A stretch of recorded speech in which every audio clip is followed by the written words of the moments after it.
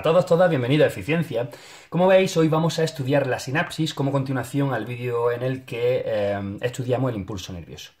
Ya en el siglo XIX, Ramón y Cajal propuso o sostuvo que las neuronas eran esos filamentos larguísimos que ellos veían que tenían que ver con la respuesta del individuo y con su aparato de relación, no podían ser, no debían de ser tan largas, no debían siempre de ser continuas, es decir, que empezaran en un punto el impulso nervioso o ese fenómeno que transmitía las señales nerviosas y necesariamente llegasen al otro punto, sino que había que haber zonas intermedias de contacto entre las neuronas. Pues precisamente a eso es a lo que se le ha llamado sinapsis. De modo que si colocamos aquí nuestro concepto de sinapsis, yo diría que es el paso del impulso nervioso entre tres opciones. Neuronas, de la que acabamos de hablar. A eso sería, o se le llamaría una sinapsis neuronal. Pero también, y en gran relación, la sinapsis sensitiva, que ocurre entre el receptor, por ejemplo, las células del caracol, para que transmiten el impulso auditivo, y una neurona. El nervio auditivo sería sensitiva, esta sinapsis. Y por último, el que ocurre entre una neurona y su efector, bien sea un músculo, bien sea una glándula. Sería, por tanto, una sinapsis efectora. Los elementos fundamentales en toda sinapsis van a ser, independientemente del tipo de sinapsis, van a ser siempre un elemento presináptico, es decir, el que hay antes del paso,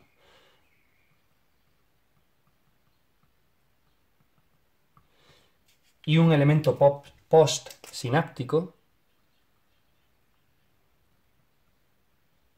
que se encuentra después del paso. ¿Del paso de qué? Pues del paso del impulso nervioso, de la información.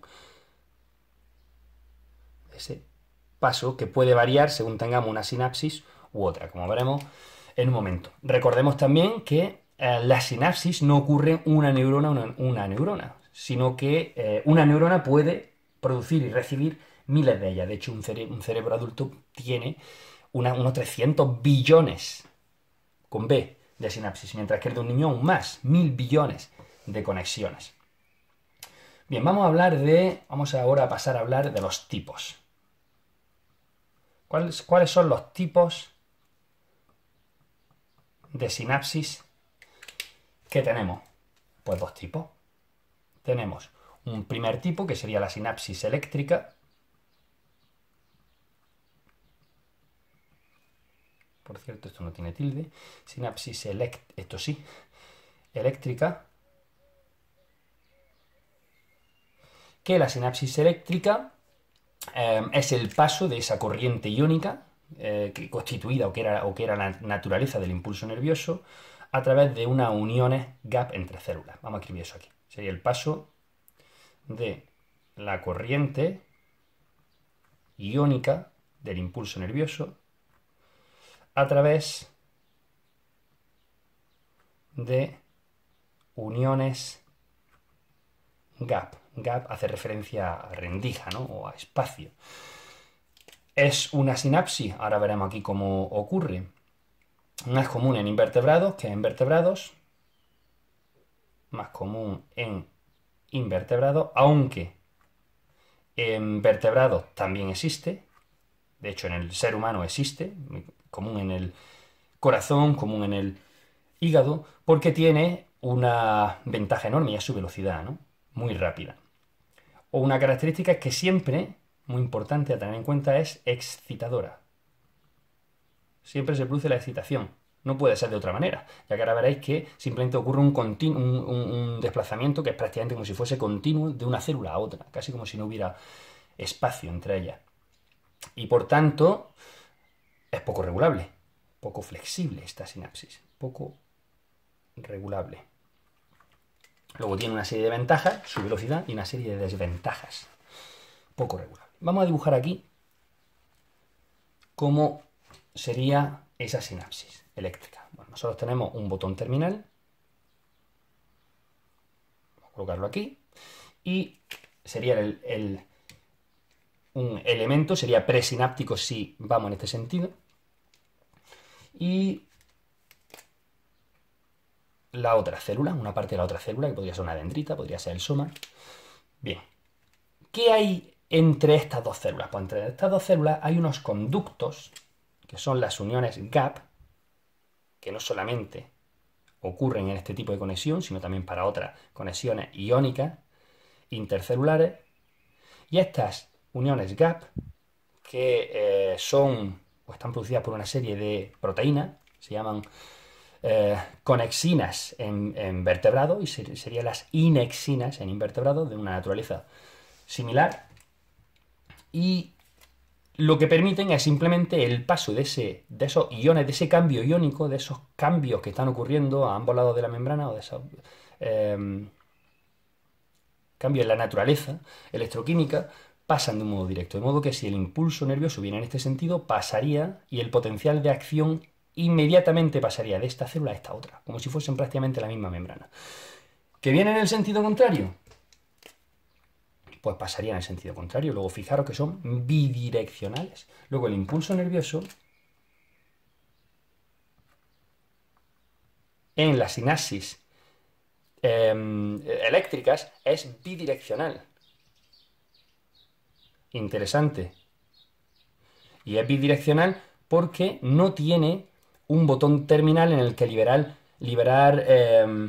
neurotransmisores, efectivamente, sino que donde se ha producido aquel impulso se va a producir en los dos, se va a desplazar en los dos sentidos y vendrá para acá. ¿Que se ha producido aquí? Pues para allá y vendrá para acá, ¿no? Y como hemos comentado antes, muy, muy rápida. Luego, cuando prima la rapidez en lugar de la modulación, la regulación y el detalle, pues tenemos una sinapsis eléctrica. El otro tipo, la sinapsis química, que es la más conocida, la más común en vertebrados y la más común con diferencia en el ser humano.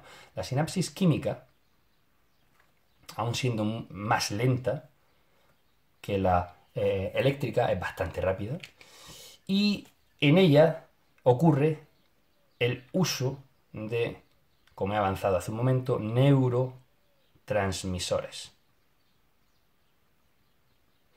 ¿Un neurotransmisor qué es? Pues una molécula que va a transmitir, va a desatar o no el impulso eléctrico en la zona postsináptica. Es unidireccional, solo se transmite en el sentido en el cual va a encontrar neurotransmisores, y es muy flexible en su control. De modo que esto ofrece una enorme ventaja, ya que podemos tener sinapsis químicas excitadoras, es decir, van a activan un nuevo potencial de acción en la siguiente neurona, que es lo que ocurría siempre en la eléctrica, van a ser inhibidoras. También tenemos sinapsis que lo que hacen es que inhiben, de alguna manera, el potencial de acción, generalmente bloqueando los canales de sodio-potasio, y moduladoras. Las moduladoras lo que realiza es un control en la producción de neurotransmisores. Y este control también puede ocurrir de varias maneras. Neurotransmisores. Por ejemplo, la oxitocina, una hormona conocida por producir la subida de la leche, el desarrollo de la producción de leche en mamas, que también tiene una acción en la neurotransmisión, pero no directa, sino que actúa presinápticamente en la zona, en el elemento presináptico, regulando la síntesis y la liberación de neurotransmisores posteriormente, ¿no? Bien, ¿los elementos cuáles son? Pues si colocamos aquí nuestro elemento presináptico, que sería este, el botón axónico,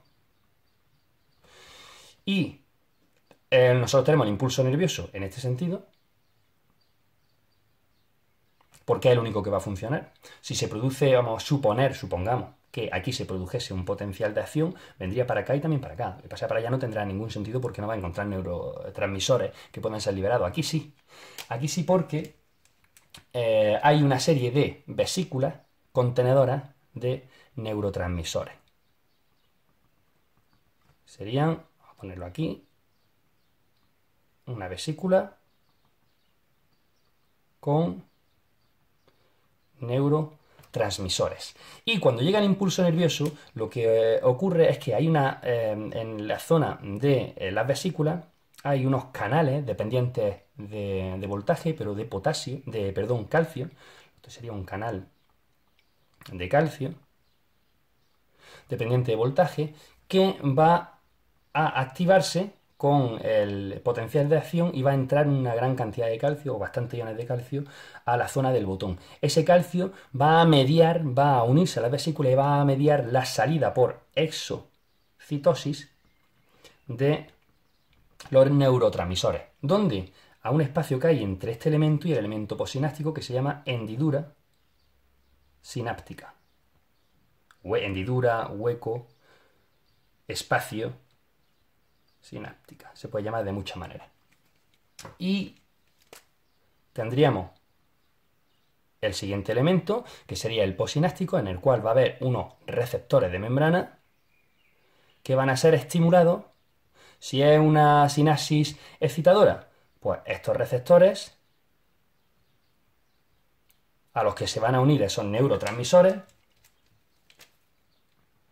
a su vez actuarán como canales, permitiendo la generación de un nuevo impulso nervioso, un nuevo potencial de acción. ¿Se trata de una sinapsis inhibidora? Bueno, pues se cerrarían los canales y se impediría la continuidad de ese potencial de acción en el espacio, en la siguiente neurona. Hay además unas bombas de recaptación, porque si no sería un desperdicio inmenso, de recaptación bien en un elemento, en el presináptico o en el postsináptico, de estos neurotransmisores que han sido vertidos a esa hendidura sináptica. Luego esto sería una bomba recaptadora.